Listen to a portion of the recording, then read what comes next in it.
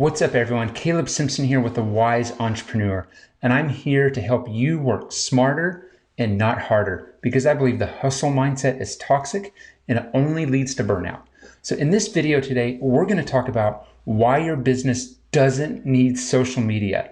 It's a farce. Seriously, you guys don't need it. I've grown a six-figure online CBD business without social media. Granted, I started using it in the early days, but as I'm going to talk about in this video, I'll discuss why that didn't work. But we're going to talk about the data, why you should look at the data to prove to yourself that you don't need social media.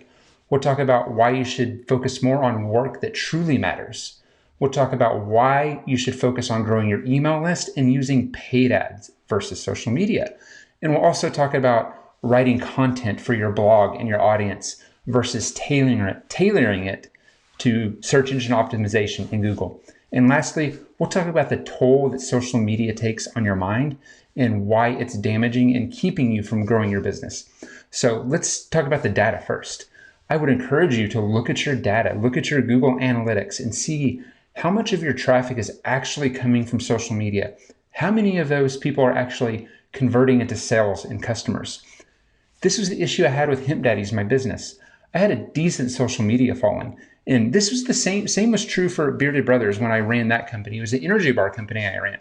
And so with both of these companies, they had decent social media followings, but they weren't translating to sales. So after looking at the data and the analytics and seeing that, yes, it was driving traffic to our websites, but not much.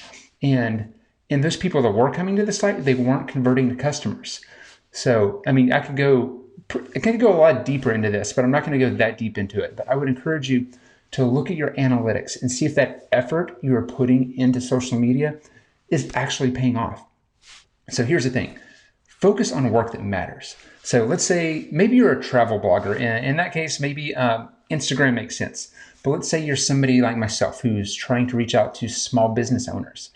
It makes more sense for me to focus my energy and time into content that you guys will enjoy and love. And that's like blog posts and videos like this, not a social post. So you got to focus on the work that matters. Focus on that work that your audience wants to hear and see. The third thing, you should focus on growing your email list, not your social following. Because here's the deal, guys. I remember a time when Instagram first started, everyone would see your post. If you posted something, it showed up in the feed and it came up in order. There was no algorithm behind it that served you what the machine wanted you to see. So that's the deal with Instagram. It's only serving things that it wants to show you. And maybe 10% of your audience is actually seeing your posts. It's probably even less. I heard somebody say recently with Facebook, maybe 1% of your audience, or even less than that, is even seeing the things you post. And so you have to pay Instagram and Facebook to actually show your posts, which I actually think is a good thing. But I don't think you should be focusing on creating content for the platforms themselves. Rather, you should focus on your email list because that's something you own. And there's a lot more engagement with the email list.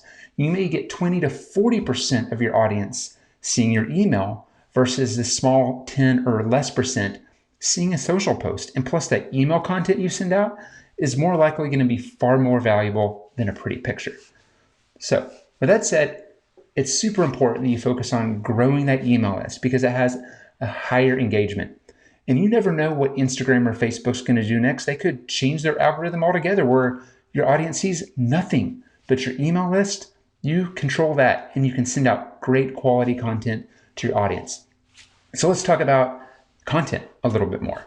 So like blog posts and YouTube videos and things like that. I've recently become a firm believer that rather than tailoring those things to the algorithm, you should be tailoring them to your audience. And again, this goes back to having an email list and being able to reach out to your audience through an email and sending them that content so that they can read it. See, it doesn't matter what Google thinks about your article when you have an email list because you can write that article however you want and send it to your audience. Let me give you an example. So with Hemp Daddies, there's a few blog posts that I managed to get to #1 on Google. This equated to over 40,000 visitors a month to my site. And you know how many people bought from me? 0. Well, not 0, but it was close to 0. Very few. When I looked at the analytics, it was maybe like a small handful of people when thousands of people were coming to the site. The thing is with Google, they're tailoring this for people asking questions. And so as soon as those people have their questions answered, they're gone. They're not sticking around your website to see what you have to offer. They're only on Google to get a question answered. So again, this goes back to the email list. Grow your email list. Send out great quality content to your list, not something that's tailored to a search engine algorithm. And so lastly, I want to talk about the toll that social media takes on your mind. Let's face it, guys, like our phones are a massive distraction. And I love the quote by John Gordon. He says, "Distractions are the enemy of greatness." So why in the world would you carry this little distracting device around with you all the time, loaded with pretty pictures and other, engaging things? And as we know, Instagram and Facebook, if you've seen The Social Dilemma, if you haven't seen that movie, I encourage you to go see it. It's called The Social Dilemma. You can find it on Netflix. And it's all about the machine behind Facebook and Instagram and how it's all about the algorithm and keeping you on your device for as long as possible. It's messing up our minds. It's ruining our ability to focus and concentrate on hard and difficult tasks. So when it comes time to sit down and create quality content from your audience, if you don't have the brain capacity to focus on it, you're constantly going to be distracted, most likely looking on Instagram or Facebook. So it makes sense that we need to pull ourselves away from that, remove them from our phones, break the habit. I'm a huge advocate of abandoning social media totally. But let me tell you, it took me probably over a year and a half to actually get rid of social media completely. I did it in stages. I started with a 30-day fast. Then I went back to it just a little bit at a time. And I went back from removing it from my phone, adding it back on, only doing it on the web browser, to eventually to the point I'm just not on social media anymore. The only time I'm ever on it now is to run ads to reach people like you guys, and also to engage in groups and coaching circles that I'm a member of in Facebook. So there are good things about social media, but for the most part, I'm a firm believer in detaching from them and letting us go, because it's hindering us from growing our business and producing deep, meaningful work. I'm not sure if you've heard of Cal Newport. He actually has a book called Deep Work, and it's all about how we're constantly being distracted, and because of that, we can't do quality work. So it comes down to this, guys. Like, ditch social media, break that habit, and you'll find yourself with more ability to concentrate. Because these days, we're rarely ever bored. And because we're not bored, we can constantly entertain ourselves by just picking up our phone. It's that easy. And when we condition ourselves to do that, it goes back to the whole creating quality content. When we sit down to create that quality content, we just can't do it because we're constantly being pulled away. So we got to break the social media habits so that we can get more quality content out there. So let me recap real quick. Look at your data. The data, that will tell you if social media is worth it for you or not. If it's working for you, then by all means, keep it up. Focus on work that truly matters, creating content that your audience truly wants to see and read and hear. Work on growing your email list.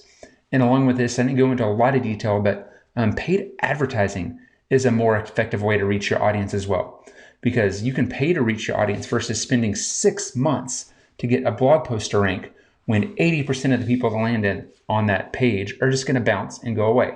So using paid ads to reach your audience is also a valid strategy.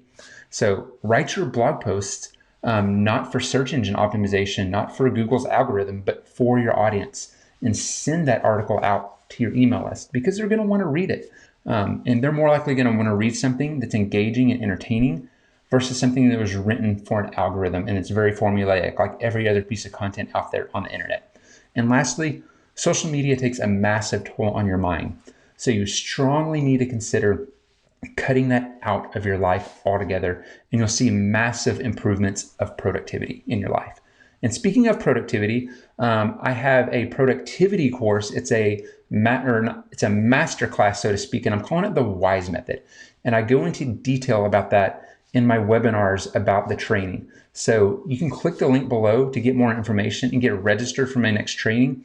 But it's all about time management and productivity, and teaching you systems that are effective to helping you get more done in less time.